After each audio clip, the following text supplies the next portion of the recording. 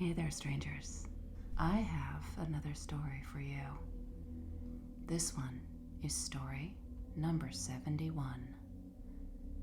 Every kid hears about it at some point. A house with a history.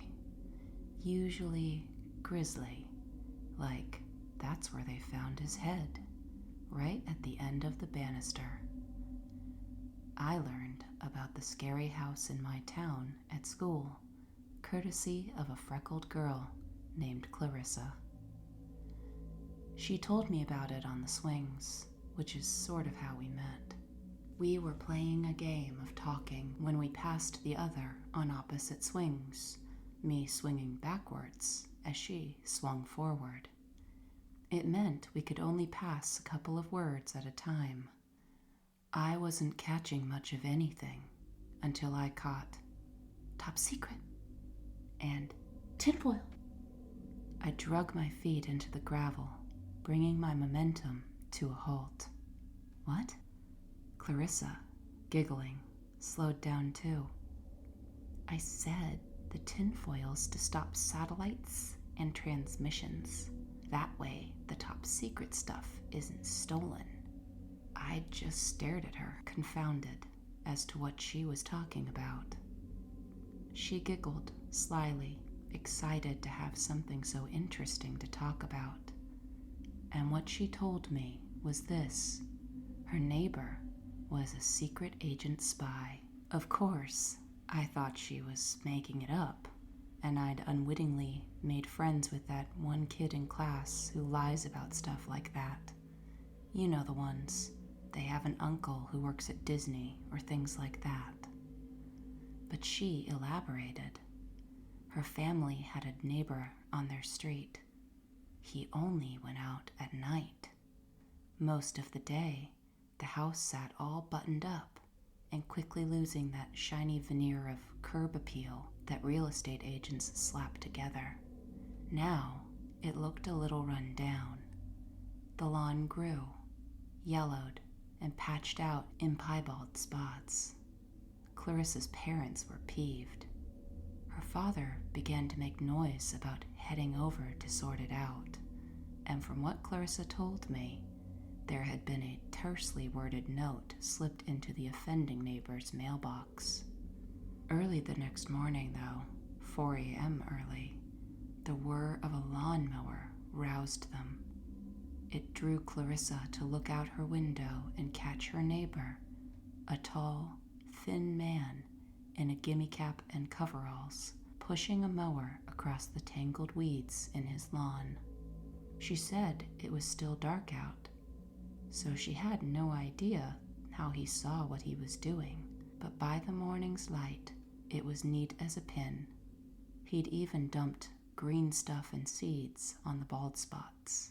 I started to ask more about this neighbor, pointing out doing yard work at weird hours didn't make him a spy, but the sound of the end of recess whistle cut our conversation short. It took another recess and an hour of PE to get the rest of the story out of her. Clarissa was intrigued about the strange neighbor, even though her parents seemed to lose interest in him once he started taking care of his lawn. She caught them talking about him again one night when she was doing the dishes. They were talking about how he must work from home, as his car was always there, and his hours so off. Being curious about anything that could so arrest her parents' attention, Clarissa kept an eye out.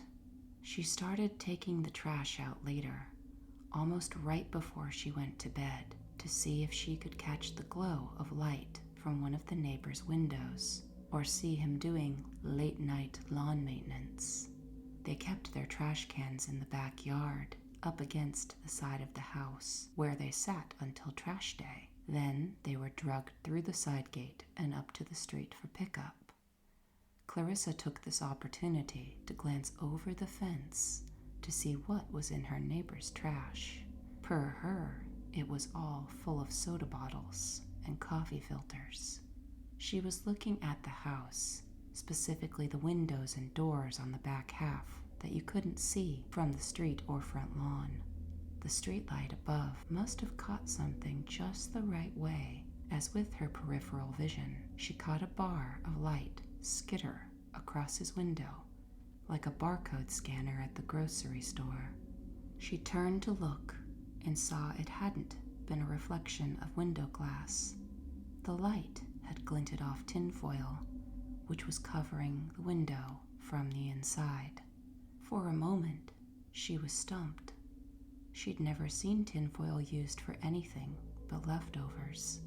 As she began to imagine everything in the house that may also be covered in it, chairs, books, picture frames, the spooky neighbor himself, she missed the movement behind the fence right in front of her.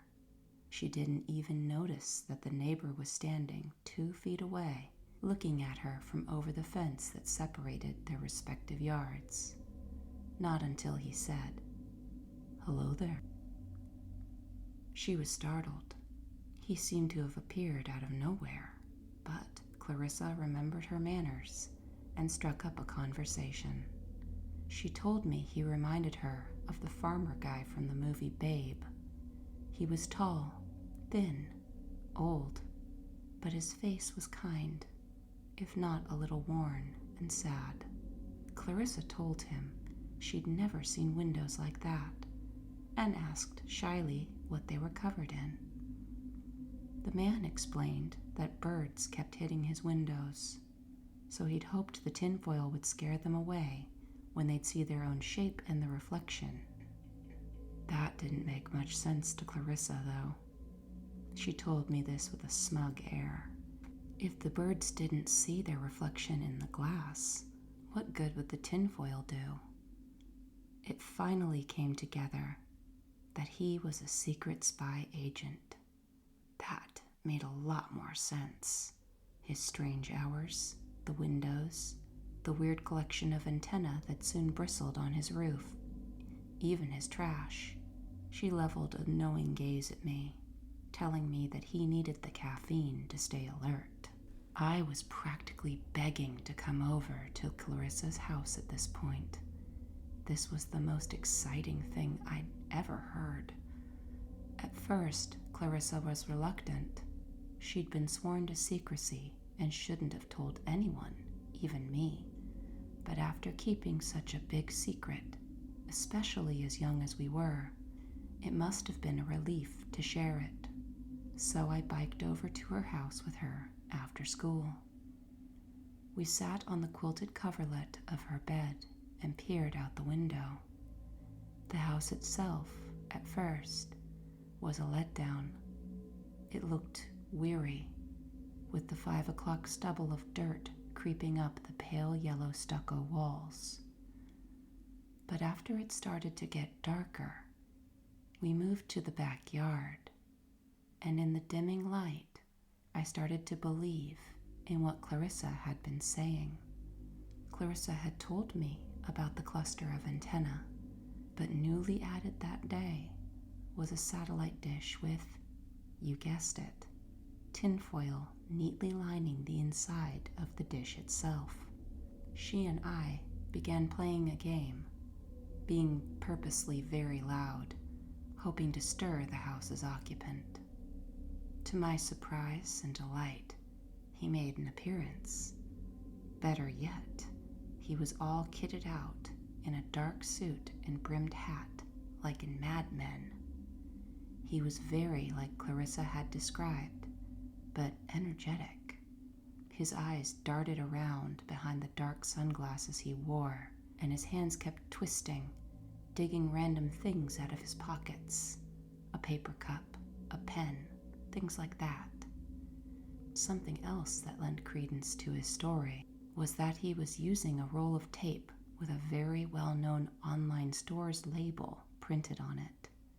When I asked him about it, he grinned, showing some impressively bad teeth, and said that part of his work relied upon hiding in plain sight.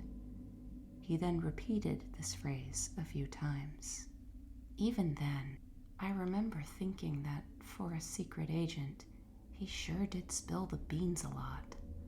Not about actual state secrets, I don't think, but he seemed proud to talk about all the things he was doing, how they protected him and the country. He talked about how the house was located in the center of something, some place that made the location ideal for their operation, how he had all manner of protection and home security. I asked if he had a dog, both because I wanted to show what I knew, and my dad said dogs were good for home security. Also, I was excited about dogs. He laughed and told me that, sadly, no. Pets were no good for secret agents, as the constant, last-minute travel meant they'd be left home alone all too often. He went on about the tinfoil and the boxes and his hours. Keeping below radar is what he called it. I guess the tinfoil blocked radar, too. He said it did.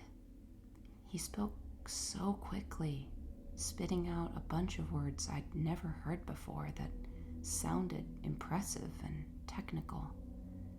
He was intense. I guess when I'd heard Farmer from Babe, I'd thought gentle, but as he kept talking, his jittery actions gave me a nervous feeling. His eyes seemed to bore into us, daring us to call him a liar. He stressed, then repeated to us how important it was for us to keep all of this to ourselves. At the time, I was eager to agree. I promised along with Clarissa that we wouldn't tell a soul.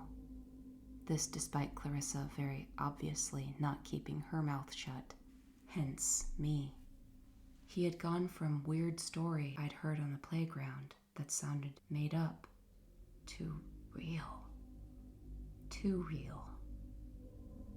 We saw him a few more times over the weekends in summer. He kept wearing the suit, but like the house, it seemed to wilt. Over the top of his sunglasses, his pupils were tiny pins. It made the bloodshot whites of his eyes give them almost a rosy glow. I tried not to stare, but how do you look at a person and not look to their eyes?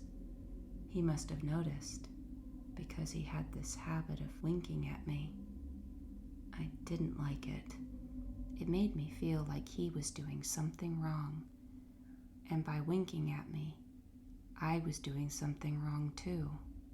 Later, I thought about how heavy a secret could be. I decided that if he felt weird to me, it was because he was lonely. How lonely Agent Faraday must be. That's something else. We looked up tinfoil and radio transmissions at school, and the info checked out. Something called a Faraday cage.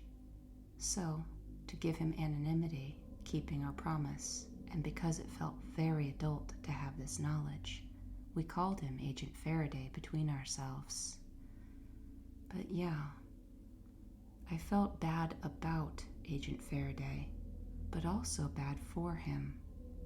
A grown man having only 2 random girls to confide in. But in the few times our paths crossed, always in Clarissa's backyard, never before dusk, I was a little scared of him too. Some days he'd act like he didn't see us, didn't know us. He'd look straight through us with this long, unsettlingly blank expression. Then, on his more talkative days, he'd tell us that that wasn't him at all, but a body double made up with false hair, teeth, and makeup. The body double was meant to look like him when he was away on operations. As he said this, he moved his lips in a strange way, then opened his mouth. His top row of teeth, save a couple of yellowed, horn-like stubs, lay on his tongue. He waggled his tongue at us, an action that felt like he was showing us something dirty. We laughed at what we thought was him being silly, and he laughed too, as he brought a thin hand up to replace his teeth back up against his top jaw. And the thing is, the body double, false teeth, and stuff like that would explain the strange pretense of not knowing us. But it seemed so far-fetched. All of this did. The best way I can describe how I felt about Agent Faraday was off balance. The weight of his secret weighed on us too. Clarissa and I would chum up at school, and often, what became too often, we'd talk about him. This is all looking back as an adult now, and I can see how strange and serious this was for a couple of kids in elementary school. One day, Clarissa told me she'd had a strange dream. It was a dream where she'd appeared to have woken from sleep and heard a noise outside her window. She was frozen, and with her back to the window, all she could see was the shadow of someone in the squares of light from her window. She turned, and bam, there was the shape of Agent Faraday's brimmed hat. This recognition didn't give her relief. It spooked her, badly. The shape grew a hand, already thin fingers stretched like claws in the shadow. He raised the hand, furled the fingers as if to knock, then turned his palm up and with a finger gestured her towards the window. Clarissa was frozen. She couldn't move at all. Finally, he dropped his beckoning hand. Then he walked out of the light and he disappeared. I insisted she needed to tell her parents. I was freaked out just thinking about it, but she got mad, reminding me that we'd been sworn to secrecy. I guess it didn't really matter. When she got home that day, our fight was moot. Agent Faraday's car was gone. The tinfoil-covered windows laid bare, and the man himself was nowhere to be seen. After a month with no return, we concluded that his mission in our dozy suburb must be over. Or maybe he'd been found out, taken away in some dark van somewhere. This was scary for us to think about, but I also felt scared for him. He really did look like James Cromwell, and thinking of his worn, grandpa face being screwed up in an expression of fear was terrible to imagine. I didn't like to think about it. I guess Clarissa must not have either, for gradually he faded from our daily conversation, and then completely. He was papered over in our memories, like a kid layers new stickers over old ones. It wasn't until years later, in one of those random "I've got time while I drive" phone calls to Clarissa, that I passed a billboard that brought the whole thing back. The billboard was for an electronics store whose selling feature was their home setup service, provided so customers didn't have to DIY it themselves. The image on the billboard was a guy wrapped in tinfoil like leftovers. The only part of him you could see were his eyes peering out, and one of his eyes was winking. Bam! The eyes and the tinfoil and the wink that had given me that terrible feeling all came back. I asked Clarissa about Agent Faraday for the first time since grade school. Hey, did Agent Faraday ever come back? There was a big pause. Then she giggled like she had back on the swings, not happy, but jangly, nervous. The conversation had me feeling queasy, seasick. That feeling of being off balance again as I heard a friend in her 20s suddenly call up her voice from when she wasn't even a teen.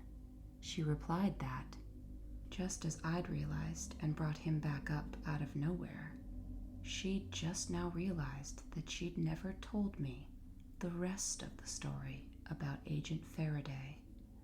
in a voice fizzling with the excitement of a scabby-kneed 9-year-old on the swings, she dished. I was so engrossed that when I arrived at my destination and she was still going, I just parked and waited, not wanting to miss a word. Agent Faraday's house had stood empty for a few weeks. The grass once again grew into a bedhead of weeds. Finally, the realtor or landlord must have swung by to assess the property. Must have done, because when Clarissa got home that day, all the doors and windows were uncovered and wide open. As Clarissa and her mother got out of the car, the smell hit them. Ammonia. Clarissa recognized it from cleaning windows on Saturdays with ammonia and wadded up newspaper. She covered her mouth and nose, and her mother's face wrinkled like a prune. She told Clarissa that he must have had a lot of cats, attributing the odor to cat pee. I interrupted Clarissa, reminding her that he'd said that thing about not having pets. Remember? He'd be on the road too much. Secret agents never have pets. She laughed again, telling me that for a moment I sounded like I had back then. Then agreed that he had said that, but added, "Come on, you didn't believe all of his talk either, right? And anyway, I only thought that for the night." She continued, telling me that the next day, a swarm of police had descended onto the house. Clarissa's mom had watched yellow crime scene tape unspooled and strung over doorways. Police streamed in and out, carrying bags and equipment. When a couple wandered over to her door a few hours into the activity to ask her questions, the gist of why the cops had been called became clear.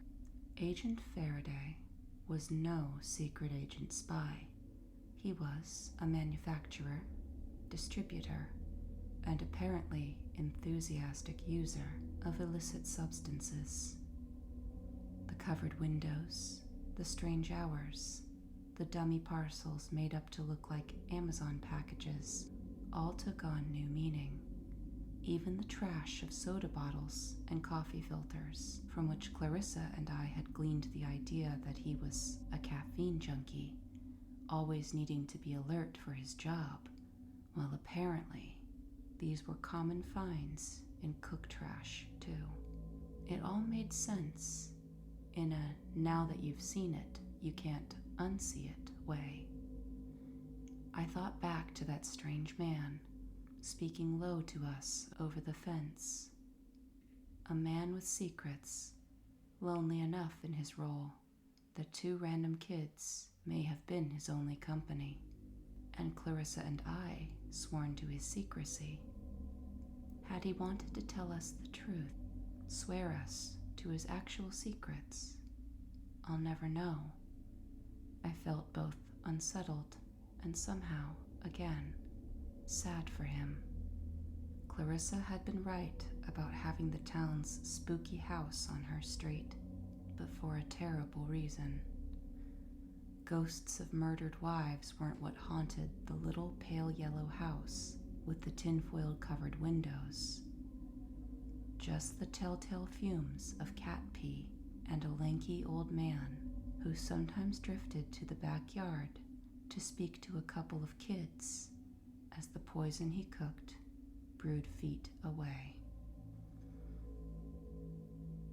I suppose this is what we should expect with modern-day scary stories. I understand that scary story settings are going to be updated as time and culture changes, but there's just something romantic about a haunted widow's walk on an East Coast Victorian mansion that you just don't get from your neighborhood meth cook, I guess, though equally as scary. As before, if you liked the story, like the story, they gave you a button. If you want to hear more and be notified, you can use the subscribe button to subscribe. Send that notification bell ringing if you so choose. And if you want to talk about the scary house in your neighborhood, feel free to let loose in the comments.